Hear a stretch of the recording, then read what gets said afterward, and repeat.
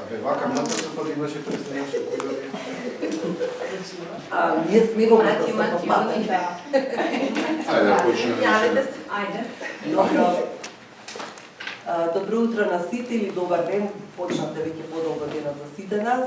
Јас сум Јорданка Черевнакова-Трајковска, координаторка од Детска амбасада Медјаши во светот. Ви благодарам за вашето присуство и ви посакувам добре дојде во име на сите од Медјаши и од партнерската организација СИЕ. На почетокот сакам да се заблагодарам на Центарот за социјални предпријатија за нивната поддршка, што ни овозможија денес да одржиме тука конференцијата, а и претходно во текот на процесот. Целта на пресконференцијата е да ја запознаеме пошироката јавност со документ кој што го подготвивме во изминатата година, во еден процес кој траеше од неколку месеци, стратегија за унапредување на правата на децата на територија на град Скопје. Прв од ваков тип документ локален имавме и наскоро се надевам ќе имаме и национален акцијски план за правата на децата, но прв е во смисла на локална самоуправа, иако врската е и на локалната самоуправа. Накусот ќе ве запознам со процесот, подразбираше испитување на тековната состојба и што мислат самите деца за нивните права колку се почитувани во нашиот град.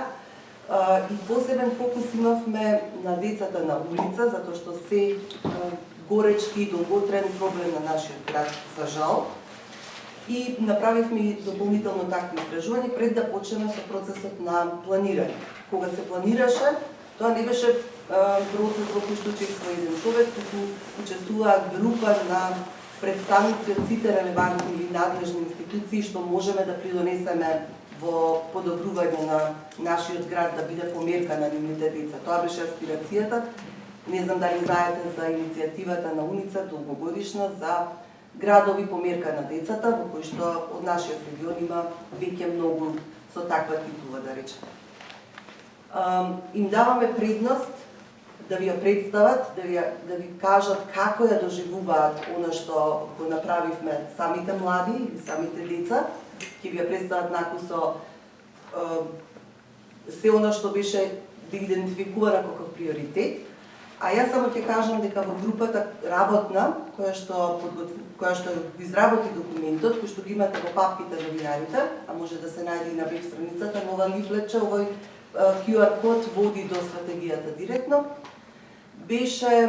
Работната група беше сочината од представници од Министерството за труд и социјална политика, Министерството за здравство, за внатрешни работи, за правда, Народниот правобранител, Центарот за социјална работа, невладината организација заштита на правата на детето, ние како организација и СИЕ и секако градот Скопје со учество на представници од нивни сектори и од образование и од социјална, детска и здравствена заштита секторот, но и советници од градот. Нема да должам понатаму, сега им давам простор на младите да ве запознаат. Прво ја поканувам, заборавив само да кажам дека работна група имавме ученици од 9 средни училишта во Скопје и ова се представници на делот и училишта. Повели Јана. Добар ден. Да, тешка извинете.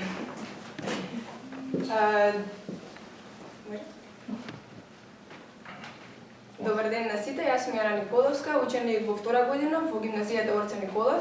Денес сум тука да зборувам за делот на нашата стратегија кој што го опфаќа проблемот со дискриминацијата. Можам да кажам дека почнувајќи од 1993 година со прифаќање на Конвенцијата за правата на децата, нашата држава законски се обврзува себе, сите своји органи и жители да ги почитуваат начелата на оваа конвенција, меѓу кои што и начелото за недискриминација. Јасно е дека сите сме различни и дека различноста се тоа што направат уникатни, што направат оние кои што сме, но за жал луѓето се повеќе користат овие различности за да расшират омраза и злоба меѓу себе. Како млад човек можам да кажам дека училиштето има најголемо влијание во развојот на младите и дека и покрај тоа што тоа треба да представува една безбедна средина за нас младите. Познавам многу ученици кои што стануваат на сабајле и не сакаат да одат во училиште не поради тоа што не ќе да го слушаат професор како предава цел ден, но поради тоа што се плашат дека повторно ќе бидат понижувани и отфрлени поради некоја лична карактеристика, без разлика дали тоа е од страна на професор или од страна на другите ученици, што е уште познато како малтретирање. Иако веќе долго време живееме во мултикултурно општество, се уште постојат многу предрасуди и стереотипи од страна на младите поради различни карактеристики, без разлика дали тоа е родот, успехот во училиште, етничката припадност, начинот дури на кој што се облекуваме, социјалната состојба на младите и слично. И потоа велиме дека проблемите со депресија и анксиозност се сега еден тренд помеѓу младите, кој што потекнува од социјалните медиуми, но овие се главна последица на дискриминацијата која што доживуваат младите во нашиот град. И затоа ве замолувам сите тука да го адресираме повеќе овој проблем и да посветите доволно внимание на нашата стратегија и на конкретните идеи кои што ние ги имаме наведено за решавање на овој проблем, за да им помогнеме на младите да го доживуваат секој ден како благослов, а не како предизвик и да не живеат во страв. Благодарам Јана, благодарам за инспиративната порака и сега сакам да го поканам Димитар да продолжи понатаму со представувањето. Може. Како што веќе ме најавија, јас сум Димитар Георгиев од Средното училиште Георги Димитров. Јас денеска ќе ве презентирам втората приоритетна област во поглед на здружувањето на децата.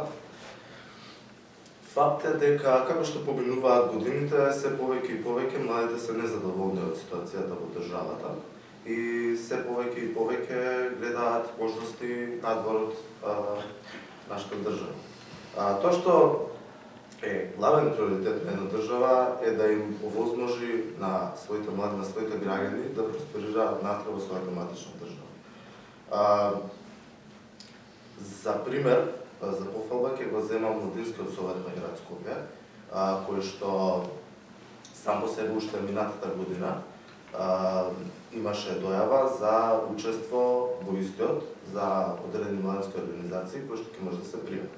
Меѓутоа, тоа што треба исто така да се напомени дека за ова не знаеа толку младите и не беа воопшто вклучени.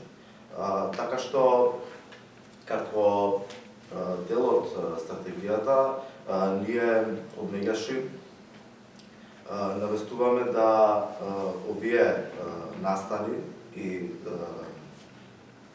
собрања понатамошно бидат промовирани не само во медиумите, туку и во самите училишта, каде што представници од градот или професорите ќе може убаво да им обяснат на учениците зошто е тоа битно да учествуваат и како може истото да го направат.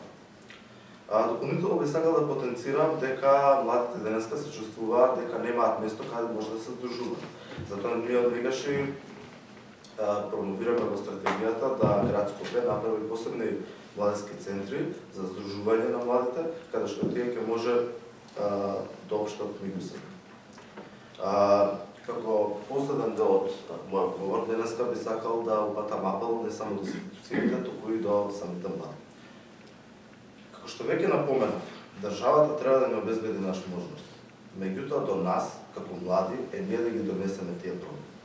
Промените се донесуваат така што ќе прочитате некоја колумна, ќе прочитате вести или ќе кажете нешто на часот по право или по историја. Промените се донесуваат со акција, со активно учество во демократските процеси. Благодарам, Димитар. Продолжуваме понатаму со представување, повели Леона. Добар ден на сите, јас сум Леона Змајшек, јас сум ученик од втора година во гимназијата Орце Николов и ќе зборувам за безбедноста како приоритетна област од нашата стратегија. Фрапантно наше истражување, кое што произлезе од анкетата врз основа на која што ја направивме стратегијата, е тоа што 15% од децата не сакаат да одговорат на прашањето дали некогаш прават насилство. Тоа е доволно голем доказ за менталната рана која што ја остава стравот од насилство и недостатокот на безбедноста врз децата. Таа рана може многу лесно да прерасне во лузна низ нивниот личен развој, која што ги прати целиот нивен живот. Потоа, таа безбедност всушност е многу тесно поврзана со останатите приоритетни области од нашата стратегија, како што е дискриминацијата, затоа што унаму каде што има дискриминација, најчесто се јавува насилството како оружје против дискриминацијата и како резултат на револтот на младите. Истото може да се случи и доколку гласот на младите и нивното право на заедничко одлучување не е испочитувано и тие во насилството би го барале спасот и би го искажувале својот револт.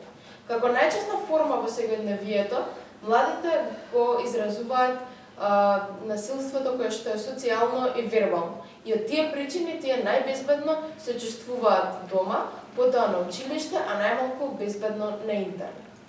Затоа ние дојдовме до конкретни стратешки цели и чекори кои треба да ги направиме за да го тргнеме тој страф од безбедноста на младите и недостатокот на безбедноста и тоа ќе го направиме така што ќе воведеме задолжителни програми за меѓуврсничка едукација и медијација, обуки за прва помош и постапки при случај на природни непогоди, одржување на сообраќајот и редовно апелирање до одговорните органи за одржување на безбедноста во сообраќајот и така натаму. Би сакала да се заблагодарам на Детската амбасада Мегеши што го иницираше овој проект и исто така на сите институции кои се работуваат со нас. И за крај сакам да кажам дека гласот на младите е грамофон на напредок. Новите генерации се всушност нови бранови во реката наречена време. Таа забрзано тече, па доколку не сме подготвени за новите бранови, ќе не однесе. Благодарам. Ви доаѓа да дадам аплауз. Благодарам на сите за трите приоритетни области. Едната беше недискриминација, втората беше издружување на децата и учество на децата во процесите на одлучување. Третата област, за која што зборуваше последно Леона, беше безбедноста. И посебна област, како област, и тие се сите поврзани со конвенцијата на правата на детето. Но посебна област издвоивме како приоритет децата на улица, кажав на почетокот зошто. И пред да ја дадам збор на Ирина од Дневниот центар во Шуторизари за деца на улица, би сакала да ја поканам Клеја да ве запознае со една приказка. Ти благодарам, Јорданка. Се со цел да станеме посензитивни како општество за оваа ранлива категорија на децата на улица, но и воедно да испратиме апел до сите чинители во општеството за реалната состојба и предизвиците со кои што се соочуваат овие деца во текот на нивниот живот, уште и од раното детство. И при тоа воедно да не ги третираме како да се невидливи, ќе ви прочитам една од приказните на децата опатени со истражувањето. Поради заштита на идентитетот на семејството, имињата на лицата во приказната се променет. Приказната на Сафет. Има 11 години и оваа година е ученик во 5-то одделение. Од пред 1 месец е немал групен дом. Сафет е роден во ромско семејство и има двајца постари браќа и помала сестра. Родителите немаат завршено основно училиште, таткото собира секундарни суровини додека мајката не работи. Живеат од социјална помош. Неговиот татко, Сенат, неколку пати позајмил пари од неговиот брат Бајле. Летово, таткото не можел да ја врати позајмената сума, па се договорил да му го даде Сафет во замена за долгот. Сафет бил принуден од чичко му да проси и краде.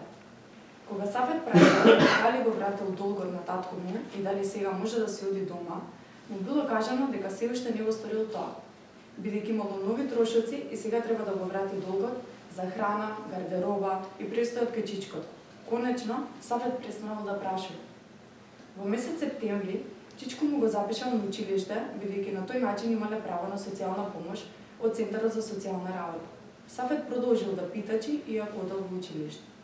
Сафет одлично се вклопил во своето одделение. Се му било ново и интересно, а другарчињата и наставниците убаво го прифатиле. Учел и напредувал од ден на ден. Во една прилика, за време на питањето, видел соученик.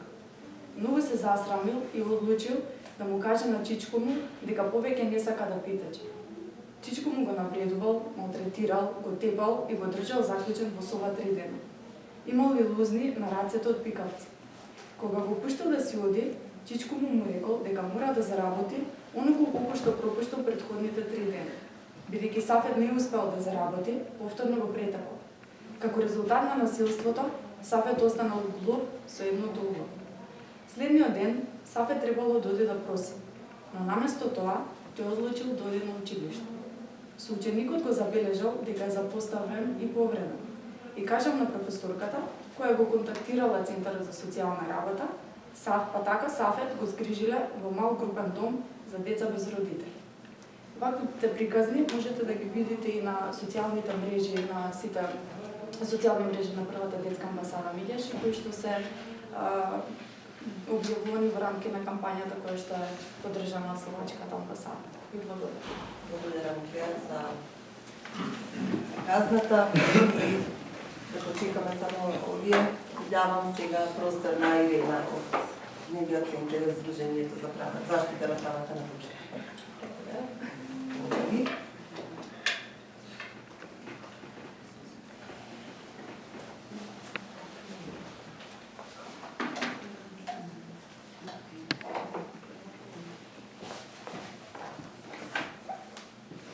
Јас сум Ирена Белопуста, координатор на Дневниот центар за деца на улица во Шуто Ризари.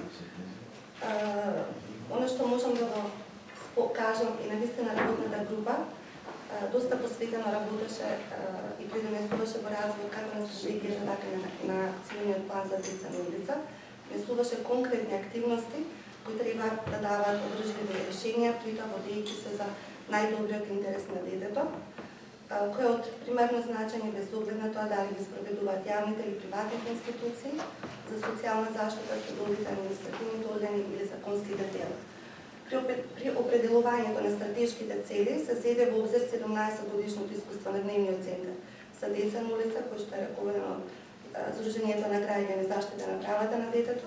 Имено акциониот план за деца на улица за 2023 година, оваа година е определено да постои заради самите деца на улица, на кои треба целосно и неодложно да им се помогне.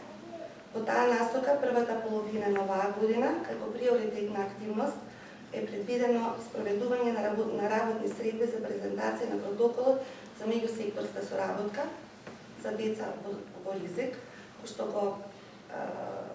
што го креираше Министерството за труд и социјална политика, да се спроведат работни средби за запознавање на стручните лица со протоколот, кој што овој документ е документ кој дава настоки за координирано постапување на сите надлежни институции и здруженија кои се вклучени во заштитата, помош и поддршка на децата на улица и нивните семејства. Како приоритет на втората стратешка цел од акциониот план е интегрирање на децата од улица во образовниот процес, предучилишни установи, основни и средни училишта и нивна ресоциализација, односно обезбедување на квалитетно образовна поддршка на децата преку покренување иницијатива за законски измени во соодветната законска рамка, закон за основно образование, закон за социјална заштита, заради овозможување ангажирање образовни тутори кои што ќе им дават поддршка на децата, но и ќе работат со нив. И како една исто многу важна стратешка цел е заеднување на социјоекономскиот статус на семејствата, односно домаќинствата со децата, а тоа преку спроведување на анализа на ефектите и ревидирање на програмите од локалната самоуправа за вклучување на членовете од семејствата и како следење на обуки за квалификација и доквалификација преку Агенцијата за вработување заради полесно вклучување на пазарот на труд. Благодарам. Благодарам Ирена, ви благодарам на сите за представувањето, се надевам да видите слика зашто станува збор во документот и на крај би сакала да го поканам и председателот и еден од основачите на детската амбасада Милјаши, магистар Драги Змјанец, да ви каже нашите главни и завршни препораки и увиди. Поведете. Благодарам, Јорданка. Политичарите љубат да кажат дека децата им се фокус и најчесто па дури даваат свечени изјави, подпишуваат и така натаму, дека ќе направат се да го направат и градот и државата по соодветно место за живење, каде што нивната креативност, активност ќе доведе до позитивни промени. Но забележавте и самите млади да кажат дека имаме континуиран одлив на млади кои си заминуваат од Македонија. И за тоа не се збори баш толку гласно, а тоа е многу сериозен проблем. И ако не се направи нешто, да биде поприлично место за живење на младите, каде што нивниот активизам и личност ќе дојдат целосно до израз, и да бидат креатори на идните промени, ние, оваа генерација на млади активисти, можеме да изгубиме и да станеме општество без иднина. Морам да кажам дека за жал досега нема ниту еден локален план за детски права и токму затоа оваа стратегија на град Скопје и акцијските планови се пионерски чекор. Впрочем, ние ще правим многу пионерски чекори, па и ова ќе биде дел од пионерскиот чекор, да ги потикнеме општините да навистина донесат активни планови кои децата ќе ги уживаат, а не само декларативни, како што кажав на почетокот.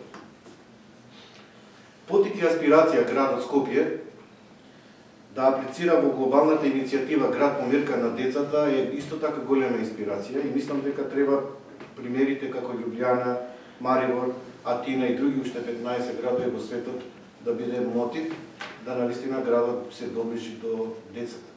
Не само на 20 ноември, не само на 19 ноември, не само на 10 декември, туку секој ден 365 дена. Ги потикнуваме градоначалниците да се заложат за подобри општини за децата и да им овозможат, како што споменавте, општини каде што навистина ќе го практикуваат детскиот активизам и детското учество. Го повикуваме градот Скопје, градоначалничката и председателот на советот и вклучувајќи ги советниците да не застанат тука со овој документ, ова да им биде ним работна задача. Ние од нив очекуваме, за тоа се платени. Нашата работа завршува тука. Ние им даваме готова стратегија, готови акцијски планови. Ако чекаат и ние да ги спроведуваме, грешат. Можеме да им бидеме партнери во процесот на спроведување. Посебно апелирам во однос на децата на улица, има одлично дефинирани активности во оваа стратегија. И да не гледаме децата како питаат, испружени рачиња, се злоупотребуваат нивниот труд и најлоши форми на институција, киднапираат ги нема, а да не говорам за деца фантоми. Се додека децата се исклучени на рана детска возраст од градинките до училиштето и додека не се вработи барем еден на семејството и нема строг надзор на остварување родителско право и кров на глава, овој феномен како резултат на детска сиромаштија ќе го имаме и понатака. И оно што е најважно, градот Скопје да обезбеди буџет за оваа стратегија и акцијски план. Ако не го стори тоа, тоа оди на нивна совест, а совеста многу тешко се пере без да направиш нешто позитивно во својот мандат додека имаш позицијата на моќ. И уште така ја повикувам донаторската заедница, вклучително сите амбасади, да не решаваат само политички прашања во државата, туку да се фокусираат на децата и тие да бидат активни чинители во промената и да поддржуваат активности кои директно ја инспирира детската млада душа да биде креатор на промените. Благодарам. Благодарам и јас. На крај само сакам, пред да ви оставам простор за прашања, поврзано со повикувањето на градот на Скопје. Проектот, подготовката на стратегијата е дел и финансирана со нашите пари, со пари од буџетот на градот Скопје во рамки на програмата за социјална детска и здравствена заштита за 2022 година, но исто така и со поддршка на, имаме тука представничка од Словачката амбасада, затоа што препозна дека е нешто што треба да се поддржи. Би било неодговорно, недомакински или не знам кој друг збор да го употребам, ако се инвестирало во подготовка од страна на градот, од страна на наши придонеси и тука да се застани и да заврши во фиока, на веб страница, без при тоа да се даде можност да заживее. Макар и во 5% од она што е предвидено. Повелете сега, вам ви оставам простор да го имате прашање. Повелете. Како што слушнав и од децата и од председателот, се работи за цело време се работи за планови или стратегии што ги вклучуваат децата или младите. Меѓутоа, ако малку подлабоко размислуваме, ова се случува, ова на децата им се случува поради родителите или поради едукацијата што родителите ја имат. Дали има некои акции или планови, стратегии што ги вклучуваат родителите, затоа што всушност тие деца што прават булинг, кратко кажано, или дискриминираат, тие се едуцирани од дома така по најголема веројатност. Дали има некои стратегии што се прават во тој однос кон родителите? критериите што ги вклучува родителите. Сака некој да одговори? Микрофоните да ги допушим? Да. Да, само целата мапа да се прави.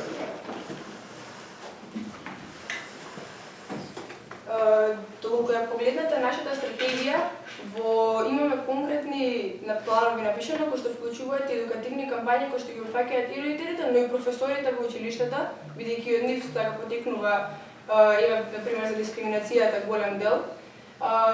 Имаме предвидено например и телевизиски програми, некои повеќе емитувања на телевизија кои што ја подигнуваат свеста, бидејќи повозрасните денес повеќе гледаат телевизија, кои што можеме да заклучиме, кои што ќе ја подигнат свеста и на возрастните за проблемите со кои што се соочуваат децата и се надеваме да ќе ги мотивираат и ќе им покажат колку треба правилно да ги едуцираат нивните деца за да не се случуваат истите проблеми и понатаму.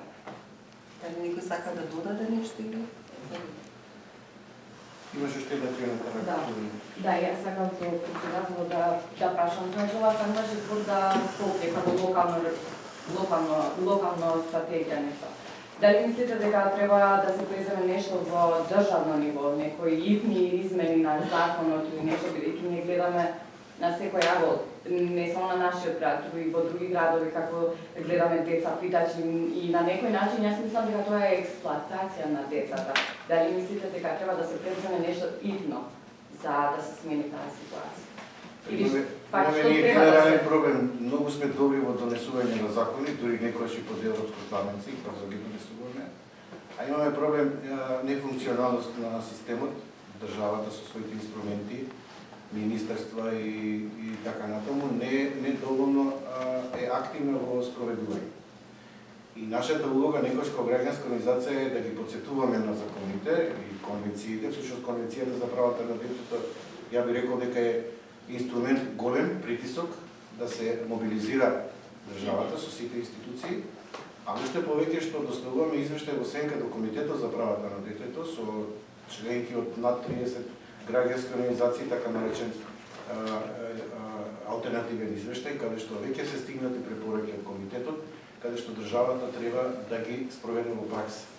Имаме проблем со праксата и благодарам до комитетот што проставил препораки, иако тие препораки не секогаш државата ги спроведува, дури и нашите апели не секогаш ги почитува и ги разбира, и затоа е проблем во однос на соработката граѓански сектор и институции има празнина, затоа што постојат многу комисии и тела и повторно се среќават и повторно ги дефинираат состојбите, а состојбата е скоро иста. Вие гледате понатаму дечиња со испружени рачиња, така, посебно има и сезонски деца кои излегуваат надворно од училиште за работа дома. Сето тоа е поврзано не само со неукост, неписменост, туку и со сиромаштија. Ние додека не решиме детската сиромаштија, не можеме да во законска рамка ги решаваме проблемите на тие, а семејства им треба до едукација семејствата да можат да се вработат, да изживеат од својот труд, да не зависат од социјална помош, детски додаток и било какви бенефиции кои секогаш се символични и она што јас цело време лично го заговарам до Министерството за труд и социјална политика. Ако успееме децата рано да ги вклучиме во градинка, а УНИЦЕФ кажува првите 5-6 се најважни на свет, ние создаваме друга животна навика, други животни можности на тие деца и тие деца верувам дека нема да ги гледаме на улица. Значи за тоа повторно треба буџетот да се отвори и децата да се вклучат рано во градинка. Штом ги вклучиме во градинка, веќе првиот чекор задолжително основно и средно образование ќе биде сторено. А ако ги вработиме родителите и гледаме дека тие квалитетно го остваруваат родителското право, па дури да живеат во субстандардни услови, и ако кажав и кров над глава, мислам дека ќе го решиме овој фамозен круг на неписменост, сиромаштија и злоупотреба на деца. А дали мислите дека децата што ги гледаме ние секој ден кои питаше дека треба да ги земе некој од државата? Па има интервентни служби за помош, спомнавте и мали групни домови. Да. Значи има разни форми каде што државата може да има истражувачки семејства.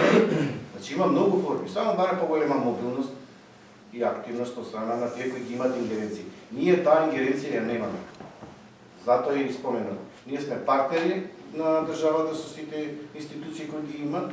Може гласно да говориме за проблемот, да понудиме одредени решенија, да бидеме дел од решавање на процесот, ама да го решиме ние не можеме. Значи државата не сака. Не, може, само треба капацитети да се градат и да бидат уште поодговорни од колку што се. Да може, пред да ја правите, всушност кога сте правиле стратегијата, сигурно имате нели увид моментална состојба каква е, средношколците спомна булингот, насилството. Имаме ли примери кај што средношколци носат оружје во училиште, бидејќи веќе знаеме дека ги носат по автобуси? Како реагираат децата, другите деца во такви случаи и кај булинг, колку сериозни се тие дискриминации меѓу тие деца и може би некои примери колку од нив се пријавени, колку се расчистени, што прават тие, ги пријавуваат во полиција, во училиште, кај психолозите, кај педагозите. Конкретни примери да ни кажете. Во однос на носење на оружја во училиштата, мислам дека тоа е навистина ретка појава и срекна сум што можам да го кажам тоа, така што не предизвикува толку страв кај учениците, но во однос на булингот и дискриминацијата, тоа е секојдневна појава, што дури во овие училишта, што да речам, се сметаат за поугледни и од највисок стандард во нашата држава, Орце Николов и Ѓорги Димитров, од каде што доаѓаме ние, и таму ги има. И навистина има катастрофални последици. Сите ние имаме другарчиња и другарки кои што сме ги знаеле во скроз друго светло, пред да почнат да се соочуваат со дискриминација и булинг во училиште, но страшното е тоа што повеќето од нив се срамат да го кажат тоа и исто така се исплашени тоа да не се зголеми доколку го кажат проблемот на некој друг. Најчесто проблемот го кажуваат дома, на семејството или на блиски пријатели, меѓутоа многу поретко проблемот се кажува до институциите кои што се надлежни на тоа, како што се например во училиштето професорите, психолозите, социјалните центри и така натаму.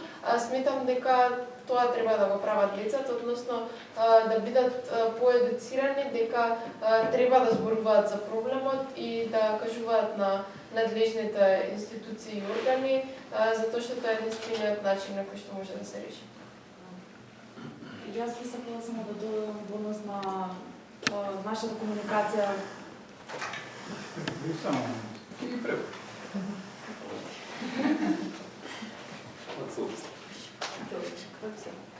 Сакала само да додам во однос на нашата комуникација како прва детска амбасада и како Ало Бушевко телефон за деца и млади, кој што е единствен телефон за деца и млади во Македонија, дека во рамки на досегашното искуство е зголемен бројот на дојде од самите деца по однос на булингот. Што, например, во претходните години би бил намален, така да свесноста кај децата навистина се зголемува, не се секојдневни пријавите, меѓутоа и кога ќе се пријави и самите деца размислуваат што исто како што спомна едно од соговорничките, какви последици, дали јас ако пријавам, тоа ќе се надовести на мојата оценка или на мојот однос кон другарите и така натаму, меѓутоа верувам дека со вакви настани и со оваа стратегија дополнително ќе се зголеми бројот на деца кои што се булирани, кои што ќе го пријавуваат, затоа што како психолог можам да кажам дека дефинитивно влијаат булингот врз нивната психофизичка состојба и правилен раст и развој. И верувам дека никој не би сакал од нив да биде во таква ситуација, меѓутоа различни причини и фактори влијаат за да се наоѓаат во таква ситуација и ние треба да бидеме тие што ќе им помогнеме и ќе ги поддржиме да го на некој начин поменат сето тоа. Има други прашања? Јас ве поканувам, имате и на тоа малецкото брошурче зелено, имате да разгледате, не е долг, многу документ е, лесно читлив. Ве посебно се обраќам сега до медиумите да не поддржите во тоа да сериозно ја разбере градот Скопје својата инвестиција. Не е ништо неостварливо ставено во